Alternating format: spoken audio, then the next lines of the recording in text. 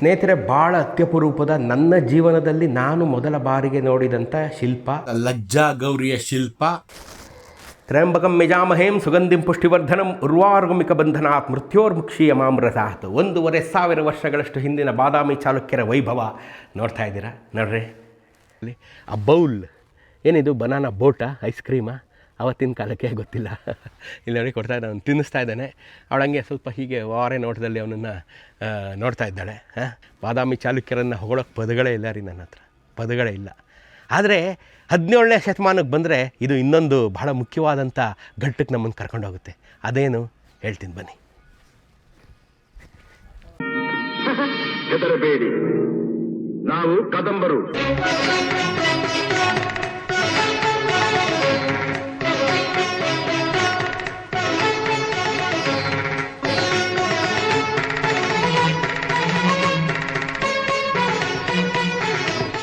ನಮಸ್ಕಾರ ಸ್ನೇಹಿತರೆ, ಮೈಸೂರಿನ ಕಥೆಗಳಿಗೆ ಸ್ವಾಗತ ಸುಸ್ವಾಗತ. ಎಲ್ಲ ಲೈಫ್ ಎಂಜಾಯ್ ಮಾಡ್ತಾ ಇದ್ದೀರಾ ಅಂತ ತಿಳ್ಕೊಂಡಿದ್ದೀನಿ. ಇವತ್ತು ನಾನು ತೆಲಂಗಾಣ ರಾಜ್ಯದ ಅಲಂಪುರ ಅನ್ನೋಂಥ ಒಂದು ಪಿಲಿಗ್ರಿಮೇಜ್ ಪ್ಲೇಸ್, ಒಂದು ತೀರ್ಥಕ್ಷೇತ್ರಕ್ಕೆ ನಾನು ಕರ್ಕೊಂಬಂದಿದ್ದೀನಿ. 9 ದೇವಸ್ಥಾನಗಳು, ಬಾದಾಮಿ ಚಾಲುಕ್ಯರು ಕಟ್ಟಿದಂಥ 9 ದೇವಸ್ಥಾನಗಳು ಇಲ್ಲಿ ನೋಡ್ತಾ ಇದ್ದೀರಾ. ಇದನ್ನು ನೋಡೋಕ್ಕೆ, ಬಾದಾಮಿ ಚಾಲುಕ್ಯರ ವೈಭವ ನೋಡೋಕ್ಕೆ ನೀವು ಐಹೊಳೆ ಪಟ್ಟದಕಲ್ಲು ಅಲ್ಲದೆ ಈ ತೆಲಂಗಾಣ ರಾಜ್ಯದ ಅಲಂಪುರ ಅನ್ನೋವಂಥ ಒಂದು ತೀರ್ಥಕ್ಷೇತ್ರಕ್ಕೆ ಕರ್ಕೊಂಬರ್ಬೇಕು. ಈ ತೀರ್ಥಕ್ಷೇತ್ರಕ್ಕೆ ಬಂದಾಗ ನೀವು ಈ 9 ದೇವಸ್ಥಾನಗಳನ್ನು ನೀವು ನೋಡ್ತೀರಾ. 9 ದೇವಸ್ಥಾನಗಳು ಈಶ್ವರನಿಗೆ ಸಮರ್ಪಿತವಾದಂಥ 9 ದೇವಸ್ಥಾನಗಳನ್ನು ಬಾದಾಮಿ ಚಾಲುಕ್ಯರು ಕಟ್ಟಿದ್ದಾರೆ. ಬಾದಾಮಿ ಚಾಲುಕ್ಯರಾದಮೇಲೆ ರಾಷ್ಟ್ರಕೂಟರು ಇಲ್ಲಿಗೆ ಬಂದಿದ್ದಾರೆ. ರಾಷ್ಟ್ರಕೂಟರು ಬಂದಮೇಲೆ ಇಲ್ಲಿ ಯಾರ್ಯಾರು ಬಂದರು, ಈ 9 ದೇವಸ್ಥಾನಗಳು ಯಾವ್ಯಾವುದು, ಈ ಕ್ಷೇತ್ರ ಯಾತ್ಯಾತಿಗೆ ಫೇಮಸ್ಸು ಹೇಳ್ಕೊಡ್ತೀನಿ ಬನ್ನಿ.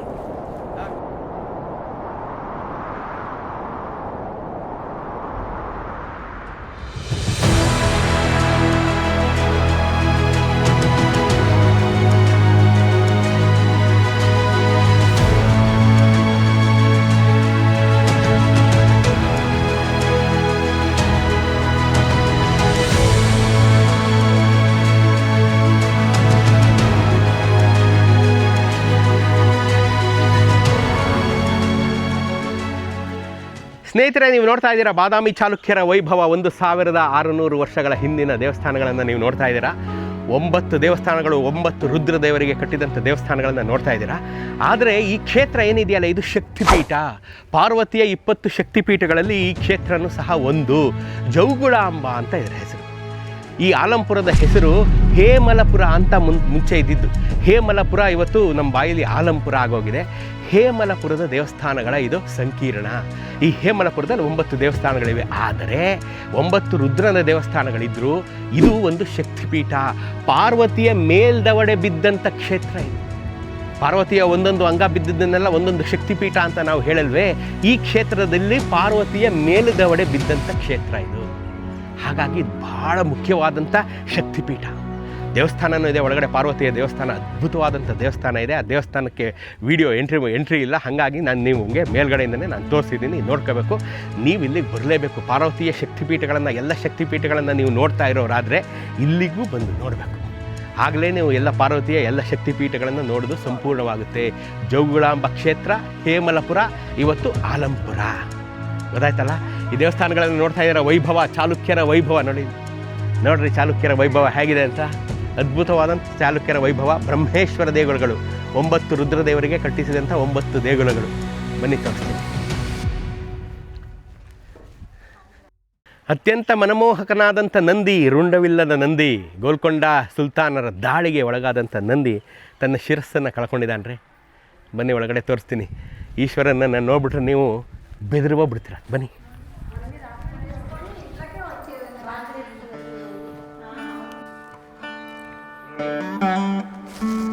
ತ್ರ್ಯಂಬಕಂ ಯಜಾಮಹೇಂ ಸುಗಂಧಿಂ ಪುಷ್ಟಿವರ್ಧನಂ ಉರ್ವಾರುಗಮಿಕ ಬಂಧನಾತ್ ಮೃತ್ಯೋರ್ಮುಕ್ಷೀಯ ಮಾಮೃತಾತ್. 1,500 ವರ್ಷಗಳಷ್ಟು ಹಿಂದಿನ ಬಾದಾಮಿ ಚಾಲುಕ್ಯರ ವೈಭವ ನೋಡ್ತಾ ಇದ್ದೀರಾ. ನೋಡ್ರಿ, ಇದನ್ನು ಮುಟ್ಟಿ ನಮಸ್ಕಾರ ಮಾಡ್ಕೊಳ್ಳೋ ಪುಣ್ಯ ಇವತ್ತು ನನ್ನದಾಗಿದೆ.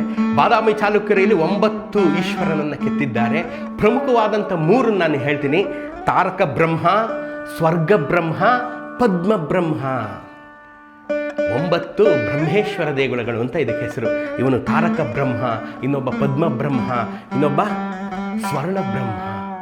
ಎಂಥ ಅದ್ಭುತವಾದಂಥ ಲಿಂಗ ನೋಡ್ರಿ. ಆ ಕಲ್ಲು ನೋಡ್ರಿ, ಆ ಲಿಂಗದ ಕಲ್ಲು ಎಷ್ಟು ಪಳ ಪಳ ಪಳ ಅಂತ 1,500 ವರ್ಷಗಳಷ್ಟು ಹಿಂದಿನ ಈಶ್ವರ ಹೇಗೆ ಮಿಂಚ್ತಾ ಇದ್ದಾನೆ.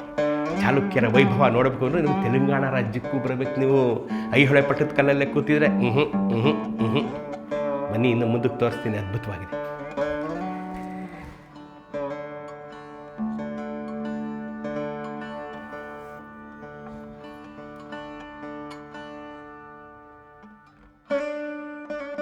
ಸ್ನೇಹಿತರೆ, ಇಲ್ಲಿ ನೋಡಿ ನೀವು ನಾಗಬಂಧ ನೋಡಿ. ಇಲ್ಲಿ ನಾಗರಾಜ ತನ್ನ 9 ಹೆಡೆಗಳನ್ನು ಬಿಚ್ಕೊಂಡು ತನ್ನನ್ನು ಸುತ್ಕೊಂಡು ಕೂತಿರೋಂಥದ್ದು ನಾಗಬಂಧ ನೋಡಿ. ಇಲ್ಲಿ ಸುತ್ತಲೂ 4 ಜನ ಅದಕ್ಕೆ ಅವನಿಗೆ ರಕ್ಷಕರು ಅಥವಾ ಅವನ ಅಂಗರಕ್ಷಕರು. ಇವನು ವಾಸುಕಿಯೇ ಗೊತ್ತಿಲ್ಲ, ಇವನು ಆದಿಶೇಷನೇ ಗೊತ್ತಿಲ್ಲ. ಸೊ ಆದರೆ 9 ಹೆಡೆಗಳ ಸರ್ಪ ಬಿಚ್ಕೊಂಡು ಕೂತಿರತಕ್ಕಂಥ ನಾಗಬಂಧ.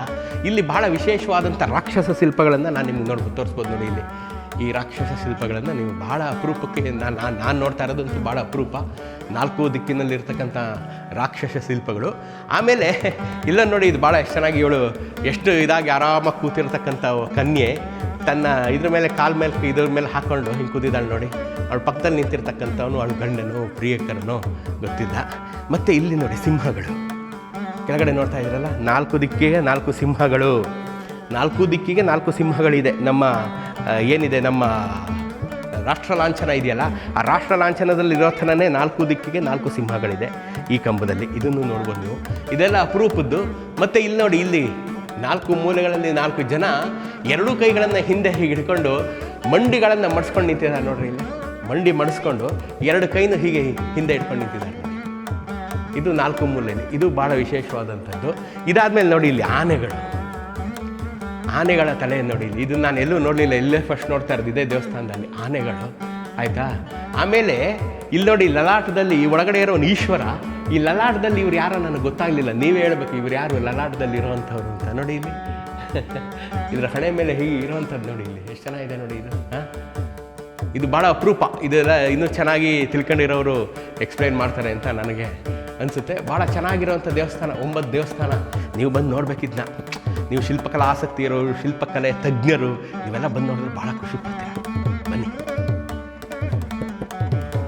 ಸ್ನೇಹಿತರೆ, ಇಲ್ಲಿ ನೋಡಿ ಕಲ್ಲಿನ ಜಾಲಂಧ್ರಗಳು. ಕಲ್ಲುಗಳು ನೋಡಿ, ಇಲ್ಲಿ ಕಲ್ಲುಗಳು ತೋರಿಸಿ. ಇಲ್ಲಿ ನೋಡಿ, ಇದು ಕೆಂಪು ಕಲ್ಲು, ಇದು ಸ್ವಲ್ಪ ಕ್ರೀಮಿ ನೋಡಿ. ಇಲ್ಲಿ ಲಕ್ಷ ಬೆಲೆ ಬಾಳುವಂಥ ಪಿಂಕ್ ಗ್ರಾನೈಟ್ ರೀ ಇದು. ಲಕ್ಷ ಕೋಟಿ ಬೆಲೆ ಬಾಳುವಂಥ ಪಿಂಕ್ ಗ್ರಾನೈಟು. ನಿಮ್ಗೆ ಗುತ್ತಿ ಫೋರ್ಟಲ್ಲೂ ನಾನು ತೋರಿಸ್ತೆ. ಗುತ್ತಿ ಫೋರ್ಟಲ್ಲಂತೂ green, white, cream, red, pink ಎಲ್ಲ ಥರ ಗ್ರಾನೈಟ್ಗಳಲ್ಲಿ ಸಿಗುತ್ತೆ. ಬಂಡೆಗಳಲ್ಲೇ ಅದು ಬಂದ್ಬಿಟ್ಟಿದೆ. ಹಾಗೆ ಇಲ್ಲಿ ನೋಡಿ ಕಲ್ಲಿನ ಜಾಲಂಧ್ರಗಳು ನೋಡಿ ಎಷ್ಟು ಚೆನ್ನಾಗಿದೆ, ಆಯ್ತು. ಆಮೇಲೆ ಇಲ್ಲೊಂದು ಭಾಳ ಒಂದು ರೊಮ್ಯಾಂಟಿಕ್ ಆದಂಥ ಒಂದು ಶಿಲ್ಪ ನೋಡಿ. ಇವನು ಪ್ರಿಯತಮ ತನ್ನ ಪ್ರಿಯತಮೆಗೆ ಏನನ್ನೋ ತಿನ್ನಿಸ್ತಾ ಇದ್ದಾನೆ ನೋಡಿ. ಬಟ್ಲಲ್ಲಿ ಹಿಂಗೆ ಕೊಡ್ತಾ ಇದ್ದಾನೆ ನೋಡಿ. ಇಲ್ಲಿ ಅವಳ ಬಾಯಿಗೆ ಏನೋ ಇಡ್ತಾನೆ ನೋಡಿ. ಇಲ್ಲಿ ಬಟ್ಲಲ್ಲಿ ಆ ಬೌಲ್ ಏನಿದು, ಬನಾನಾ ಬೋಟ, ಐಸ್ ಕ್ರೀಮ, ಅವತ್ತಿನ ಕಾಲಕ್ಕೆ ಗೊತ್ತಿಲ್ಲ. ಇಲ್ಲಿ ನೋಡಿ ಕೊಡ್ತಾ ಇದ್ದಾನೆ, ತಿನ್ನಿಸ್ತಾ ಇದ್ದಾನೆ. ಅವಳಂಗೆ ಸ್ವಲ್ಪ ಹೀಗೆ ವಾರೆ ನೋಟದಲ್ಲಿ ಅವನನ್ನು ನೋಡ್ತಾ ಇದ್ದಾಳೆ. ಬೆಡಗು ಬಿನ್ನಾಣ ವಯ್ಯಾರ ಎಲ್ಲ ತೋರಿಸ್ತಾ ಇದ್ದಾಳೆ ನೋಡಿ. ಅವಳ ಕೆನ್ನೆಗಳನ್ನು ನೋಡಿ ಎಷ್ಟು ಚೆನ್ನಾಗಿದೆ ಅಲ್ವಾ. ಸೊ ಈ ರೀತಿ ಎಲ್ಲ ಇದೆಲ್ಲ ಒಡೆದು ಹೋಗಿ ಎಲ್ಲ ದಾಳಿಗೊಳಗಾಗಿ ಎಲ್ಲ ಒಡೆದು ಹೋಗಿವೆ. ಆದರೆ ಭಾಳ ಅದ್ಭುತವಾದಂಥ ಚಾಲುಕ್ಯರ ಶಿಲ್ಪಕಲೆಯನ್ನು ನೀವು ಇಲ್ಲೂ ಸಹ ನೋಡ್ಬೋದು. ಅಷ್ಟೇ ಹೊಟ್ಟೆನೂ ಉರಿಯುತ್ತೆ ನೋಡಿ. ಇಲ್ಲಿ ನೋಡಿ, ಇಲ್ಲಿ ನಮ್ಮ ಇದು ಬಾದಾಮಿಯ ಗುಹೆಗಳಲ್ಲಿ ಇರ್ತಕ್ಕಂಥ ಸೇಮ್ ಮೂರ್ತಿ ಏನಿದೆ, ಆ ನಟರಾಜನ ಮೂರ್ತಿ ಇಲ್ಲಿ ಒಡೆದು ಹೋಗಿದೆ ನೋಡ್ರಿ.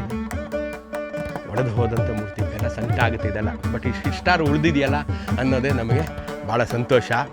ಈ ಕಿಟಕಿಯ ಮೇಲಿನ ಸಜ್ಜ ಏನಿದೆ, ಈ ಸಜ್ಜನ ಎಷ್ಟು ಬ್ಯೂಟಿಫುಲ್ಲಾಗಿ ಅವನ್ನ ಅರೇಂಜ್ ಮಾಡಿದ್ದಾನೆ ನೋಡಿ. ಕಿಟಕಿ ಮೇಲೆ ನಾವು ಸಜ್ಜ ಅಂತೀವಲ್ಲ, ಸನ್ಶೇಡ್ ಅಂತೀವಲ್ಲ, ಸನ್ಶೇಡ್. ಇಲ್ಲಿ ಒಳಗಡೆ ಏನಾದ್ರು ಮೂರ್ತಿ ಇತ್ತಾ ಅದು ನನಗೆ ಬಿಚ್ಕೊಂಡು ಹೊಟ್ಟರೆ ಗೊತ್ತಿಲ್ಲ. ಒಟ್ಟಿನಲ್ಲಿ ಒಂದೊಂದು ಗೂಡಿದೆ, ಎಲ್ಲ ಗೂಡು ಖಾಲಿ ಇದೆ. ಈ ಸಜ್ಜ ನೋಡಿ, ಸನ್ಶೇಡ್ ನೋಡಿ ಎಷ್ಟು ಬ್ಯೂಟಿಫುಲ್ ಆಗ್ತಿದೆ. ಭಾಳ ಬ್ಯೂಟಿಫುಲ್ ಸನ್ಶೇಡ್. ಎಂಥ ಅದ್ಭುತವಾದಂಥ ರಚನೆ. ಬಾದಾಮಿ ಚಾಲುಕ್ಯರನ್ನು ಹೊಗಳೋಕ್ಕೆ ಪದಗಳೇ ಇಲ್ಲ ರೀ, ನನ್ನ ಪದಗಳೇ ಇಲ್ಲ. ಆದರೆ 17ನೇ ಶತಮಾನಕ್ಕೆ ಬಂದರೆ ಇದು ಇನ್ನೊಂದು ಬಹಳ ಮುಖ್ಯವಾದಂಥ ಘಟ್ಟಕ್ಕೆ ನಮ್ಮನ್ನು ಕರ್ಕೊಂಡು ಹೋಗುತ್ತೆ. ಅದೇನು ಹೇಳ್ತೀನಿ ಬನ್ನಿ.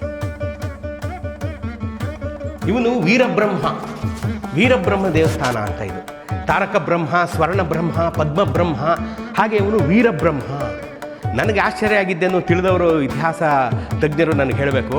ಬ್ರಹ್ಮೇಶ್ವರ ದೇಗುಲ 9 ರುದ್ರರ ಸಮೂಹ, ಇದು 9 ಈಶ್ವರನ ದೇವಸ್ಥಾನಗಳ ಸಮೂಹ ಇದೆಯಲ್ಲ, ಬ್ರಹ್ಮ ಹೆಸರಲ್ಲಿ ಯಾಕಿದೆ ಅಂತ ನನಗೆ ಗೊತ್ತಿಲ್ಲ. ವೀರಬ್ರಹ್ಮದೇವರು, ತಾರಕ ಬ್ರಹ್ಮದೇವರು, ಸ್ವರ್ಣ ಬ್ರಹ್ಮದೇವರು, ಪದ್ಮ ಬ್ರಹ್ಮದೇವರು ಎಲ್ಲ ಈಶ್ವರ. ಯಾಕೆ ಬ್ರಹ್ಮನ ಹೆಸರು ಬಂದಿದೆ ನನಗೆ ಗೊತ್ತಿಲ್ಲ. ದಯಮಾಡಿ ಇತಿಹಾಸ ತಜ್ಞರು ಇದ್ರ ಮೇಲೆ ಬೆಳಕು ಚೆಲ್ಲಬೇಕು. ಬೀದನ್ನು ತೋರಿಸಿ. ಕಂಬಗಳ ರಚನೆ ನನಗೆ ಈಜಿಪ್ಟಿನ ಸ್ಪಿಂಕ್ಸ್ ಜ್ಞಾಪಕ ಬರ್ತಾ ಇದೆ. ಈಜಿಪ್ಟ್ ನೋಡಿರೋರು ನಮ್ಮ ಸ್ನೇಹಿತ ಬಸವಣ್ಣವರು, ಹಾಗಾಗಿ ಅವರು ಇದನ್ನು ಸ್ವಲ್ಪ ಚೆನ್ನಾಗಿ ಹೇಳ್ಬೋದು. ನೋಡಿ ಇಲ್ಲಿ ಎಷ್ಟು ಚೆನ್ನಾಗಿದೆ ಕಂಬಗಳ ರಚನೆ, ಪ್ಲೇನ್ ಕಂಬಗಳ ರಚನೆ ಈ ವೀರಬ್ರಹ್ಮ ಟೆಂಪಲಲ್ಲಿ. ನಾ ಪಕ್ಕದಲ್ಲಿ ತೋರಿಸಿದ್ನಲ್ಲ ಹಿಂಗೆ ಡಿಸೈನ್, ತುಂಬ ಡಿಸೈನ್ ನೋಡಿದ್ರಲ್ಲ, ಎಷ್ಟು ಚೆನ್ನಾಗಿದೆ ನೋಡ್ರಿ. ತುಂಬ ಚೆನ್ನಾಗಿ ಮೇಂಟೈನ್ ಮಾಡಿದ್ದಾರೆ. They are very well maintained. ಇದು ತುಂಬ ಚೆನ್ನಾಗಿ ಮೇಂಟೈನ್ ಮಾಡಿದ್ದಾರೆ. ಅದಕ್ಕೊಂದು ಹ್ಯಾಟ್ಸ್ ಆಫ್ ತೆಲಂಗಾಣ ಸರ್ಕಾರಕ್ಕೆ ಒಂದು ಹ್ಯಾಟ್ಸ್ ಆಫ್. ಸ್ನೇಹಿತರೆ, ಇಲ್ಲೊಂದು ನೀವು ನೋಡ್ತಾ ಇದ್ದೀರಾ ಬೃಹತ್ತಾದಂಥ ನಾಗಬಂಧ. ನೋಡಿ ಇಲ್ಲಿ ಇದು ಭಾಳ ಚೆನ್ನಾಗಿ ಕಾಣಿಸುತ್ತೆ. ನಾನು ನಿಮ್ಗೆ ಒಳಗಡೆ ತೋರಿಸಿದ್ನಲ್ಲ ಆ ಸೀಲಿಂಗಲ್ಲಿ ಆ ಥರದ್ದೇ ಇಲ್ಲೊಂದಿದೆ ನೋಡ್ರಿ. ಎಷ್ಟು ಚೆನ್ನಾಗಿದೆ ನೋಡ್ರಿ. ಇಲ್ಲಿ ನೋಡ್ರಿ ಎಷ್ಟು ಚೆನ್ನಾಗಿದೆ ನೋಡ್ರಿ. ನಾಗರಾಜ ತನ್ನನ್ನು ತಾನು ಸುತ್ಕೊಂಡು ಕೂತಿದ್ದಾನೆ ನೋಡ್ರಿ. ಕಲ್ಲೇ ಆದರೂ ಮುಟ್ಟಕ್ಕೆ ಭಯ ಆಗುತ್ತೆ ಅಂಥ ಪುಣ್ಯಾತ್ಮ. ಎಷ್ಟು ಚೆನ್ನಾಗಿದೆ ನೋಡ್ರಿ. ಸುತ್ತ ನಾಗಕನ್ನಿಕೆಯರು 8 ಜನ, 2, 4, 6, 8 ಜನ ನಾಗಕನ್ನಿಕೆಯರು. ನಾಗರಾಜ ತನ್ನ 1, 2, 3, 4, 5 ಹೆಡೆಗಳನ್ನು ಬಿಚ್ಚಿ ಈ ಒಂದು ಕೈಯಲ್ಲಿ, 2 ಕೈಯಲ್ಲಿ ಹೂವು ಇಟ್ಕೊಂಡಿದ್ದಾನೆ. 2 ಕೈಯಲ್ಲಿ ಹೂವು, ಕಮಲದ ಹೂವನ್ನು, ಕಮಲದ ಮೊಗ್ಗನ್ನು 2 ಕೈಯಲ್ಲಿ ಹಿಡ್ಕೊಂಡಿದ್ದಾನೆ. 5 ಹೆಡೆ ತನ್ನ ಮೇಲೆ ಬಿಚ್ಚಿದೆ. ಇದು ನಾಗ ಸಂಪೂರ್ಣವಾಗಿ ಸುತ್ತಿದ್ದಾನೆ ನೋಡ್ರಿ. 6ನೇ ಶತಮಾನದ ಚಾಲುಕ್ಯರ ಶಿಲ್ಪಕಲೆಗೆ ಸಾಕ್ಷಿ. ಇಲ್ಲಿ ಬಂದಾಗ ನೀವು ಹೇಮಲಪುರ ಅಥವಾ ಆಲಂಪುರಕ್ಕೆ ಬಂದಾಗ ಒಳಗಡೆ ಒಂದು ಮ್ಯೂಸಿಯಂ ಸಹ ಇದೆ. ಪುರಾತನ ವಸ್ತು, ಪುರಾತನ ಪ್ರದರ್ಶನ ಶಾಲಾ ಅಲಂಪುರ ಅಂತ ತೆಲುಗಲ್ಲಿ ಬರೆದಿದೆ. ನಾನು ತೆಲುಗು ಓದ್ತೀನಿ ರೀ. ಸೊ ಹಾಗಾಗಿ ನೀವು ಓದ್ಬೋದು ತೆಲುಗು. ಒಳಗಡೆ ಬಂದು ಅದನ್ನು ನೋಡ್ಬೋದು ನೀವು. ಈ ಮ್ಯೂಸಿಯಂ ಏನಿದೆ ಇದು ಅವತ್ತಿನ ಚಾಲುಕ್ಯರ ಶಿಲ್ಪಕಲೆನೇ ನೋಡಿ.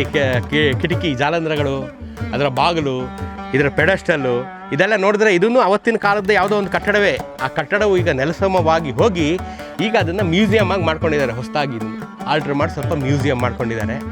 ಎಷ್ಟು ಅಂತ ತೆಗಿಬೋದು. ನಮ್ಮ ಶಿಲ್ಪಕಲೆಗಳು ಯಾವ ರೀತಿಯಾಗಿ ಮೇಂಟೈನೇ ಮಾಡೋಕ್ಕಾಗದೆ ಬಿದ್ದಿವೆ ಅಂತ ತೋರಿಸ್ತೀನಿ ಬನ್ನಿ.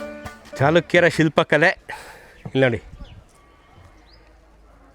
ನೋಡ್ತಾ ಇದ್ದೀರಾ?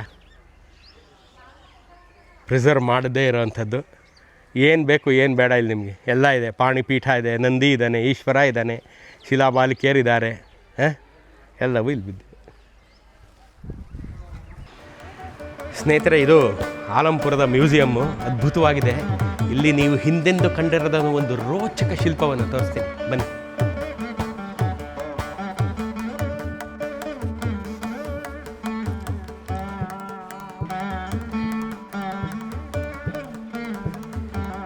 ಭಗವತಿ ಅಲಿಯಾಸ್ ನಗ್ನ ಕನ್ನಿಕಾ ನೋಡ್ರಿ.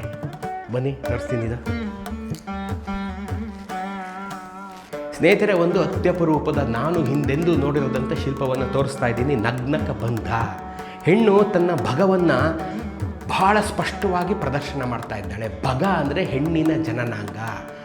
ಹೆಣ್ಣಿನ ಜನನಾಂಗ ಭಗ ಆದರೆ ಅವಳು ಭಗವತಿ. ಗಂಡನ್ನು ಭಗವಾನ್ ಅಂತ ಕರಿತೀವಿ. ಭಗವಾನ್, ಭಗವತಿ ಅಂದರೆ ಅದು ಜನನಾಂಗವನ್ನೇ ನಾವು ರೂಪಕವಾಗಿ ಹೇಳೋವಂಥದ್ದು. ಭಗ ಅಂದರೆ ಜನನಾಂಗ. ಅರ್ಥ ಆಯ್ತಲ್ಲ? ಹೆಣ್ಣಿನ ಜನನಾಂಗ ಭಗವತಿ, ಗಂಡು ಭಗವಾನ್ ಅಥವಾ ಭಗವಂತ. ಭಗವಂತ ಅಂತೀವಲ್ಲ, ಭಗ ಅಂದರೆ ಜನನಾಂಗ ರೀ. ಭಗವತಿ ಅಂತೀವಲ್ಲ, ಅದು ನಾವು ದೇವತೆಗಳು ಅಂತೀವಲ್ಲ. ಸೊ ಭಗವಾನ್, ಭಗವತಿ. ಇದು ನೋಡಿ, ಇದು ತಲೆ ಮಾತ್ರ ಇಲ್ಲ. ಈ ಭಗವತಿಗೆ ತಲೆ ಇಲ್ಲ ನೋಡಿ. ಇಲ್ಲಿ ತಲೆಯ ಜಾಗದಲ್ಲಿ ಒಂದು ಕಮಲವನ್ನು ಕೆತ್ತಿದ್ದಾರೆ ಮತ್ತು ಅವಳು ಸ್ಪಷ್ಟವಾಗಿ ತನ್ನ ಎದೆಯನ್ನು ಮತ್ತು ತನ್ನ ಭಗವನ್ನು ಅಂದರೆ ತನ್ನ ಜನನಾಂಗವನ್ನು ಅತ್ಯಂತ ಸ್ಪಷ್ಟವಾಗಿ ಕಾಲುಗಳನ್ನು ಎರಡನ್ನು ಅಗಲಿಸಿ ತೋರಿಸ್ತಾ ಇದ್ದಾಳೆ. ಇದು ತಾಂತ್ರಿಕ ಶಿಲ್ಪ. ನಿಸ್ಸಂದೇಹವಾಗಿ ಇದು ತಾಂತ್ರಿಕ ಶಿಲ್ಪ. ತಂತ್ರ, ಇವೆಲ್ಲ ತಂತ್ರ ಸಾಧನೆಗೆ ಕೆತ್ತಿದಂಥ ವಿಗ್ರಹಗಳು. ಈ ತಂತ್ರ ಸಾಧನೆಗೆ ವರವಾಗಿದ್ದಂಥ ದೇವಿ ಇರ್ಬೋದು. ತಾಂತ್ರಿಕರು, ರಸಸಿದ್ಧರು, ಅಘೋರಿಗಳು, ಕಾಪಾಲಿಕರು ಇದನ್ನು ಅವರು ತಮ್ಮ ತಂತ್ರ ಮಂತ್ರ ವಿದ್ಯೆಗಳಿಗೆ ಬಳಸ್ಕೊಳ್ತಾ ಇದ್ದಂಥವ್ರು. ನನ್ನಂತೂ ನಿಮ್ಮಂಥ ಜನಸಾಮಾನ್ಯರಿಗೆ ಇದು ಏನೂ ಅರ್ಥವೂ ಆಗಲ್ಲ, ಅರ್ಥನೂ ಆಗಲ್ಲ. ನಾವೇನಿದ್ರು ಇದಕ್ಕೊಂದು ನಮಸ್ಕಾರ ಮಾಡಬೇಕಷ್ಟೆ. ಅತ್ಯಂತ ತಂತ್ರ ಮಂತ್ರ ವಿದ್ಯೆಗಳಿಂದ ಪವರ್ಫುಲ್ ಆದಂಥ ಶಿಲ್ಪ ಇದು. ಅತ್ಯಂತ ಶಕ್ತಿಶಾಲಿ ಆದಂಥ ಶಿಲ್ಪ. ಇದನ್ನು ನೋಡೋಕ್ಕೆ ನೀವು ತೆಲಂಗಾಣಕ್ಕೆ ಬರಬೇಕು, ಆಲಂಪುರಕ್ಕೆ ಬರ್ತೀರಲ್ಲ.